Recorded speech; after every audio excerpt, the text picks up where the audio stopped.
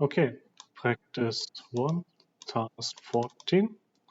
Write a function that stores a list of file names by their extension. So a list of file names, right? And we should give them some order. So the text files, the Excel files, and the data files should be separated. Right. Let's see. Okay, so what we need to do is, well, get the file extensions first. So we have, for example, file list, and the first element is b.text, and we should split the string. The character where the split should happen, we can specify, it's the dot, right? And then we take the last element. And we do this for every I,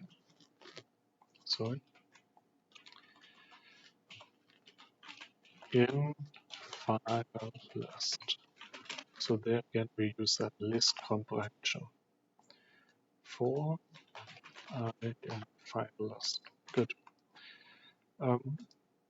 Text is repeated. One repeated element we can filter out by converting the list into a set.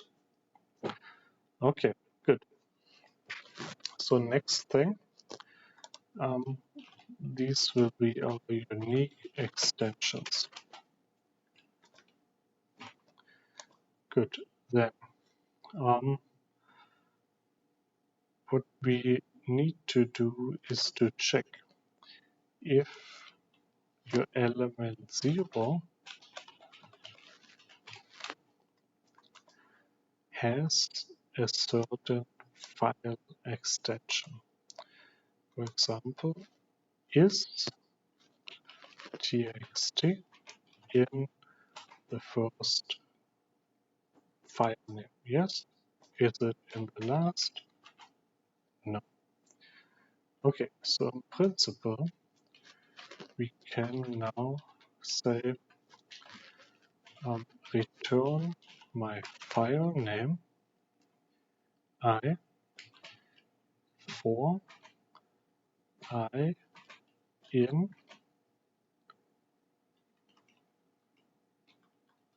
file list name if a unique value, right, of the file extension unix0 is in my file name I. Okay, so set cannot use. So we need to convert the set back to a list. There we go. So that we have, so one, we can get the Excel files and we can get the text file. So we could, for example, loop for j in my unique file extensions. So now here we put j because it's the iterator of the file extension, and use the list appended to my result.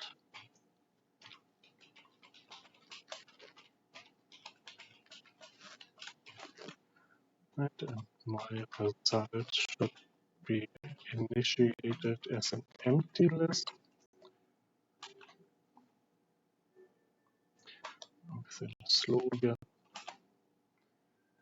No, there we go. So, no. Okay, my result is what?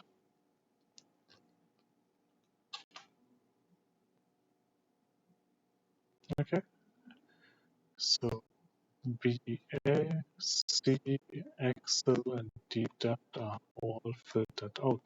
Good. Everything nicely packed in a function. Extension sort.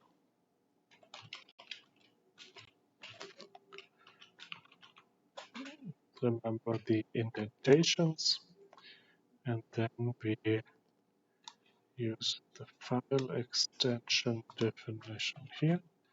Plug this in. This will be list 1, and this will be list 1. Good. Now we can call my, oh sorry, need to return the result. Okay, and then my next sort apply to file list. Still works. It is a solution. It is, however, not very elegant because I use a list comprehension and an extra for loop. Instead, what we could do is to say, yes, loop over the elements of my list, but also check if j is in I or j in unique extension. So this is a list comprehension which contains another list comprehension. Right? And we need to clearly find the inner and the outer. We already have the inner one, right? Because here we have a for loop with an inner list comprehension, and we just convert the outer for loop in to another list comprehension. Okay, so where is this? Here is the inner for if j, and here is the outer. There we go. Now this also can be in one function definition, of course, because the question asked for a function. So why not give a function? List version 2. Adapt the file, the variable names actually. The extension remains, although we could in principle actually squeeze this in the nested list comprehension as well. Okay, seems to work. Test my extension sort v2 file list.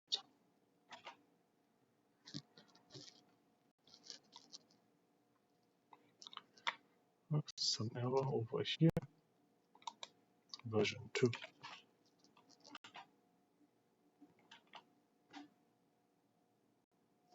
There we go.